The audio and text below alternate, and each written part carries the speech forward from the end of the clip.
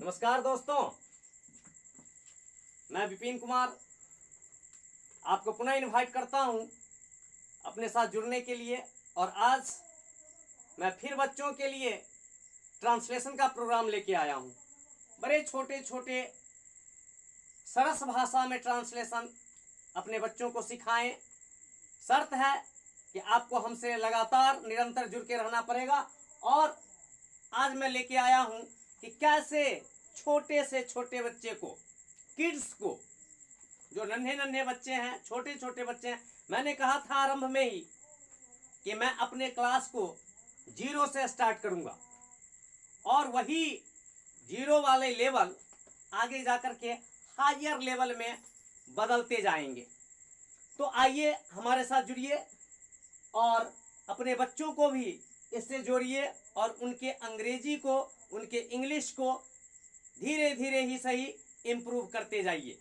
तो पुनः एक बार दोस्तों आपको आमंत्रित करता हूं अपने साथ अपने YouTube चैनल विपिन बाबा, जिसे आप बार बार मैंने रिक्वेस्ट किया आपसे कि आप मेरे चैनल को लाइक करें, सब्सक्राइब करें, शेयर करें और बेल आइकन को अवश्य दबावें। तो आइए आज पुनः ट्रांसलेशन की ओर चलते हैं। पहला ट्रांसलेशन है, यह एक गाय है। मैंने आरंभ में ही बताया था इज, आर और एम। याद होगा आपको कि इज, आर और एम ये तीनों का प्रयोग मैंने पहले बता चुका है और आज चलूंगा उसी को लेकर के कि कैसे उसका उपयोग हम ट्रांसलेशन में करते हैं तरह तरह के तरीकों से।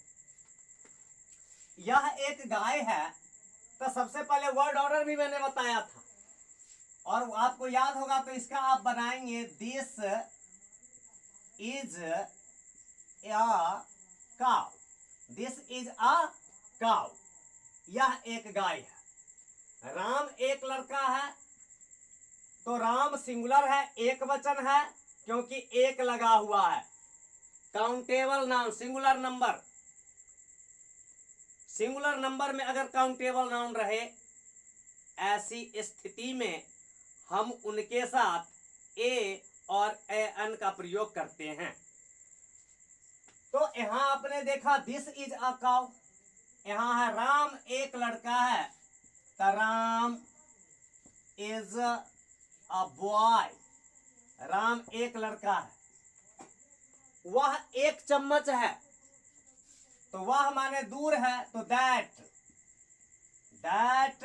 इज अ स्पून, यह एक चम्मच है।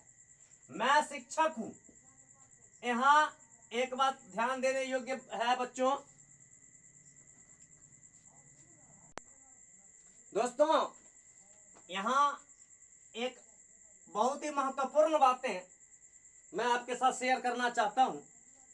यहां आपने देखा कि मैं शिक्षक हूं और इसका ट्रांसलेशन मैं बनाऊंगा।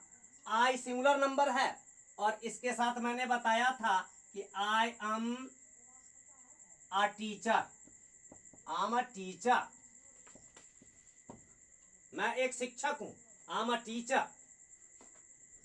अब आपके मन में एक प्रश्न उठता होगा कि भाई यहां सब जगह एक है, एक है, एक है, लेकिन यहां तो एक है ही नहीं, यहां एक नहीं है। फिर why A is used here, कि फिर यहां ए का प्रयोग क्यों किया गया। तो ए का प्रयोग मैंने शुरू में ही बताया था कि ए का प्रयोग अगर नाउन काउंटेबल हो और सिंगुलर नंबर में हो, if noun is in countable form and in singular number, then we should use a और एम। यहां आप देखिए, यहां नाउन क्या है, तो उत्तर मिलेगा टीचर, शिक्षक। और शिक्षक यहां चूंकि सब्जेक्ट आई एक वचन है, तो यहां टीचर भी एक वचन है। अब काउंटेबल नाउन रहे, सिंगुलर नंबर में रहे, तो उसके साथ एक, हिंदी में एक लिखा हुआ हो या ना हो कोई फर्क नहीं पड़ता। लेकिन हमें निश्चित रूप से उसके साथ ए और ए एन का प्रयोग करना ही होगा, नहीं तो गलत हो जाएगा। इसीलिए मैं शिक्षक हूं या मैं एक शिक्षक हूं, बात बराबर, बात इक्वल है, नो डिफरेंस। इसीलिए यहां बनेगा आई एम अ टीचर, मैं एक शिक्षक हूं। उसी तरह आइए आप मीन्स यू, छात्र हो तो यू के साथ आर का प्रयोग मैंने बताया था, क्योंकि यू सेकंड पर्सन है और सेकंड पर्सन के साथ आर का प्रयोग होगा, चाहे वह एक वचन हो या बहुवचन हो। यू सिंगुलर भी है, प्लूरल भी है। मैंने पूर्ववर्ती क्लास में यह आपको बता दिया था कि यू चाहे सिंगुलर फॉर्म में रहे, प्लूरल फॉर्म में रहे, उसके साथ हमें आर का ही प्रयोग करना है। और यहां पता लगता है कि आप या तुम, ध्यान रखना होगा कि अगर आप या तुम रहे तो सीधा समझ लेना है कि वह सिंगुलर नंबर में है। अगर आप लोग, तुम लोग, आपके साथ लोग, तुम के साथ लोग अगर लगा हुआ रहे तो वैसे स्थिति में यह प्लूरल फॉर्म में रहेगा। तो ये अंतर है सिंगुलर और प्लूरल, यू कैसे सिंगुलर है और प्लूरल है, ये मैंने आपको बताया। अब सवाल उठता है कि ये यू इंग्लिश में जाएगा तो कैसे पता चलेगा कि वह सिंगुलर फॉर्म में है कि प्लूरल फॉर्म में है। आइए मैं बताता हूं आपको। तो यहां आप छात्र हो तो you are a student, you are a student. चूंकि यहां यू के साथ, आप के साथ लोग नहीं लगा हुआ है तो यहां यू सिंगुलर फॉर्म में है, आर लगेगा ही। और स्टूडेंट अगर ये एक वचन है तो इसके साथ जो आने वाले नाउन्स होंगे वो भी सिंगुलर नंबर में ही होंगे, और सिंगुलर नंबर में है तो इसीलिए इसके साथ ए का प्रयोग हुआ है। तो ये बन गया यू आर अ स्टूडेंट, तुम एक छात्र हो या आप एक छात्र हो। अब आइए लिए चलता हूं मैं, यहां ध्यान दीजिए, यहां है आप लोग और यहां था आप। It is singular number, it is plural number, यह बहुवचन है। तो आप लोग छात्र हो तो आप लोग का इंग्लिश हो जाएगा यू, यू के साथ यहां आपने आर का प्रयोग किया है, यहां भी आर ही होगा।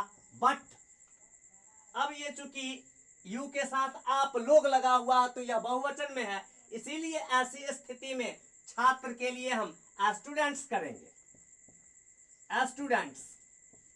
अब बना का यू आर अ स्टूडेंट्स, यहां क्या बना यू आर अ स्टूडेंट, ये एक वचन में है, ये बहुवचन में है। Okay clear. अब आगे बढ़ते हैं। हम लोग इंजीनियर हैं, वी प्लूरल फॉर्म क्या लगेगा आर, तो वी आर। इंजीनियर तो ENGINEERS, engineers, because we plural है, आर प्लूरल है, इसीलिए इसके साथ आने वाले नाउन्स भी प्लूरल फॉर्म में होंगे। तो हम लोग इंजीनियर हैं तो वी आर इंजीनियर्स। यह एक अंडा है, अब इस पे आइए, यह एक अंडा है तो दिस इज एन एग, यह एक अंडा है। अब यहां आया ए एन, यहां आपने देखा ए ए ए ए ए, अब यहां ए एन आया एक के लिए।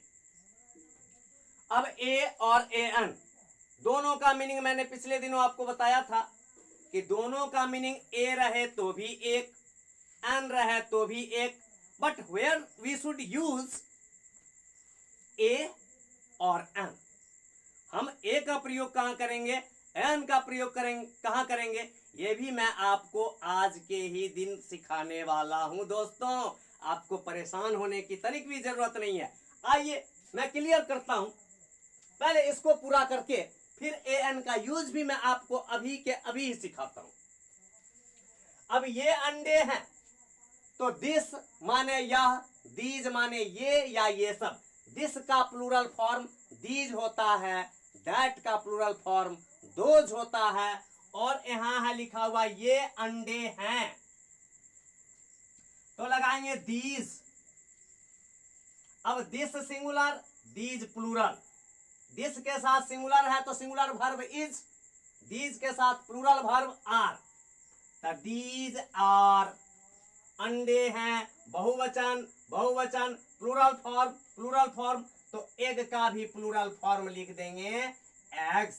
तो बना क्या, दीज आर एग्स, ये अंडे हैं। एक और प्रश्न है, यह एक हाथी है, तो यह है तो एक वचन, दिस एक वचन है तो इज लेंगे, तो this is an elephant, this is an elephant, यह एक हाथी है। यहां भी आपने देखा ए एन का प्रयोग हो रहा है। अब दिस इज अ कव, यह एक गाय है, Ram is a boy, Ram एक लड़का है, दैट इज अ स्पून, वह एक चम्मच है, आई एम अ टीचर, मैं एक शिक्षक हूं, यू आर अ स्टूडेंट, तुम एक छात्र हो या तुम छात्र हो, एक रहे न रहे कोई फर्क नहीं पड़ता है। We are engineers, this is an egg, these are eggs, this is an elephant.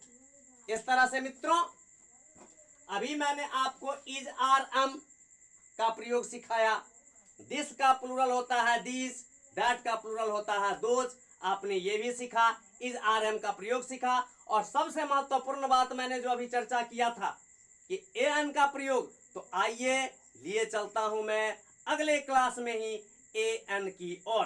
तब तक के लिए नमस्कार दोस्तों, लेकिन रिक्वेस्ट रहेगा कि आप मेरे चैनल को सब्सक्राइब करें, हमसे जुड़े रहें और शेयर करें, लाइक करें और बेल आइकन को अवश्य दबावें।